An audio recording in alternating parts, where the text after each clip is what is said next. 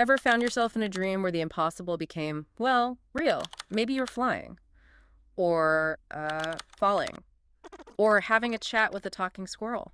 It happens all the time, doesn't it? Yeah, it's totally universal, but still, so mysterious. Why does our brain tell us these wild stories every single night? Exactly. Okay, let's unpack this. Why would evolution keep something so strange, maybe even inefficient, like dreaming? That's the core of it. So tonight, we're doing a deep dive.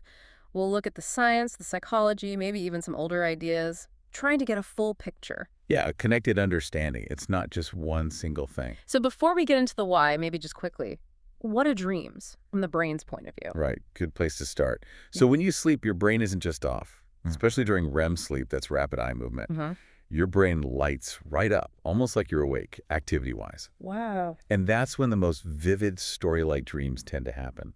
Your brain's processing emotions, memories, sensations. But it's kind of unruly. Unruly, I like that. Yeah, it mixes things up, right? Old memories with new ones, impossible scenarios like flying or, running from monsters that change shape. Totally. Feels completely random sometimes. It feels random. But the big question is it?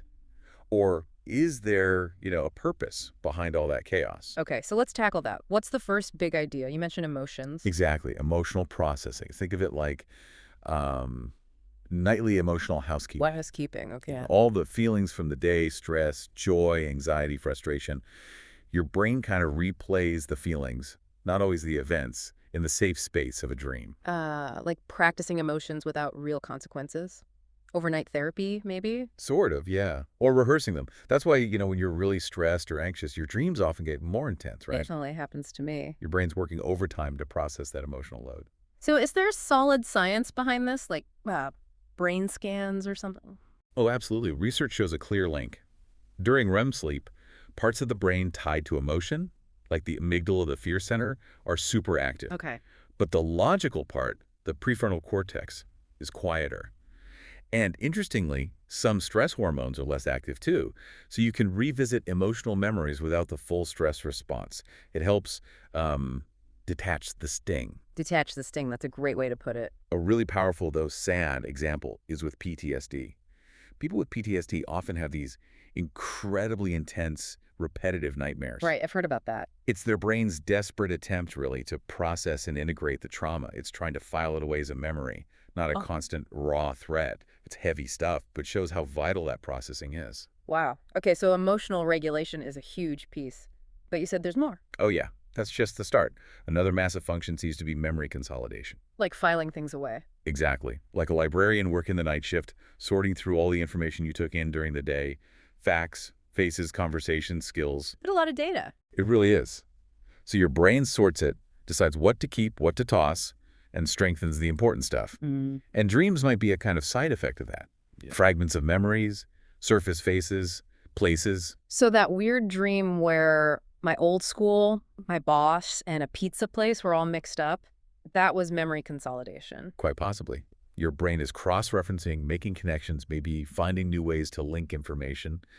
It can seem bizarre to us, but it might be part of how we learn. Learn? How does that work? Well, there are studies showing people who dream about a task they're learning actually get better at it faster. No way. Really? Yeah, like learning a sequence on a keyboard or a visual task. If you sleep and dream about it, you tend to perform better. It suggests dreams aren't just sorting old stuff, but actively helping lock in new skills and knowledge. Okay, that's amazing. So emotional balance, memory filing, and learning. What else is going on in there? Well, this next one is where it gets really fun, I think. Creativity. The idea that dreams help us innovate. Precisely. Remember how the logical censoring part of the brain quiets down? The prefrontal cortex, yeah. But when that filter off, your brain can make these wild, novel connections it wouldn't normally make when you're awake and thinking logically. Yeah. It's freed from reality's rules. It invents. Like a brainstorming session with no rules. Kind of. And there are famous examples. Think of Salvador Dali.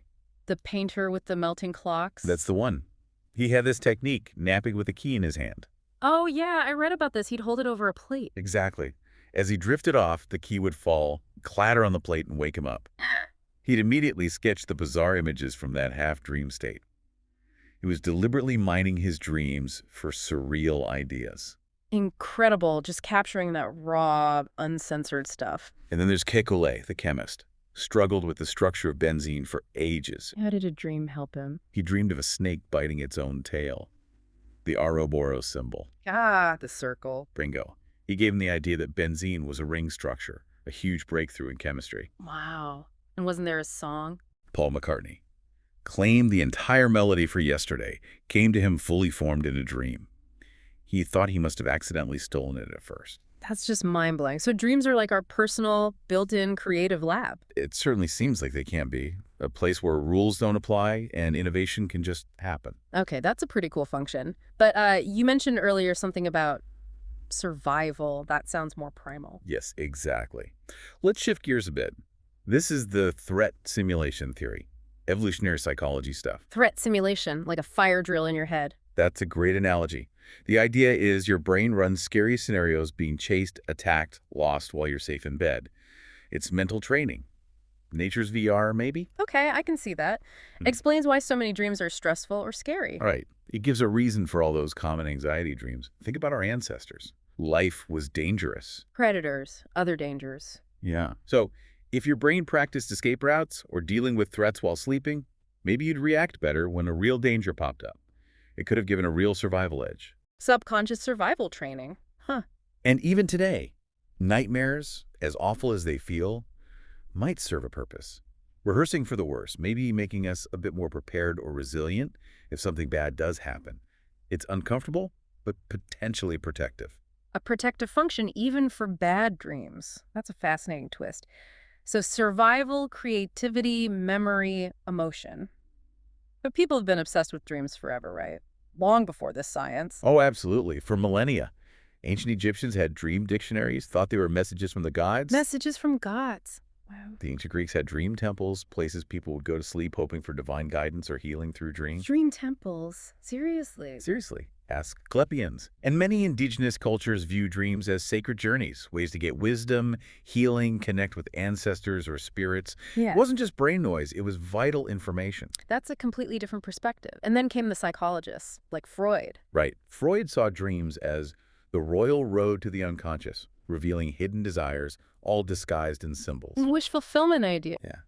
And then Carl Jung, his student, thought dreams connected us to a deeper shared collective unconscious, full of universal symbols or archetypes, like the hero, the shadow, things all humans relate to. So from divine messages to deep psychology, but what does modern science say about, like, dream dictionaries? If I dream of a snake, does it always mean the same thing? Ah, that's the key modern insight. Almost certainly not. There's no universal dream dictionary. Really? But those books are everywhere. I know. But research strongly suggests dream symbols are deeply personal. That snake. For you, maybe it's fear. For someone else, rebirth. Or maybe you just saw one at the zoo yesterday. Ah. It draws on your memories, your feelings, your culture. It's bespoke. So how do you figure out what your own dream means if it's not in a book? You have to look inward. Ask yourself, how did the dream feel? What memories did it stir up? What's going on in your life right now that connects? That's how therapists approach it, guiding you to your own meaning. Makes it much more personal.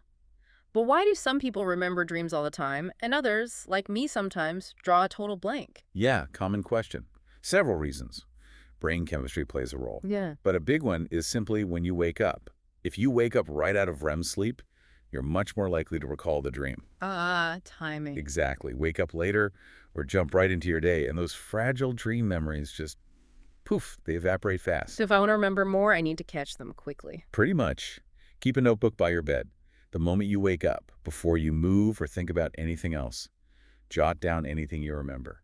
Fragments, feelings, images. Even just a word. Even a word. It trains your brain to pay attention. You signal that those dreams are important, and often recall improves over time. Okay, I might try that. But what about really bad dreams, nightmares? You mentioned PTSD, but even regular ones can be rough. Absolutely. They can be very disturbing. But remember the processing idea. Even nightmares are often the brain trying to work through intense fear or anxiety. Still trying to help, even if it feels awful. Kind of, yes. But if you're having frequent, really distressing nightmares, especially after trauma, please know it's okay to seek help. Therapists have ways to work with nightmares, to understand them, and even reduce their intensity. It's a form of self-care. That's really important to hear. So wrapping this up, It seems there's no single why for dreaming. Not one simple answer, no. Yeah. It's multifaceted.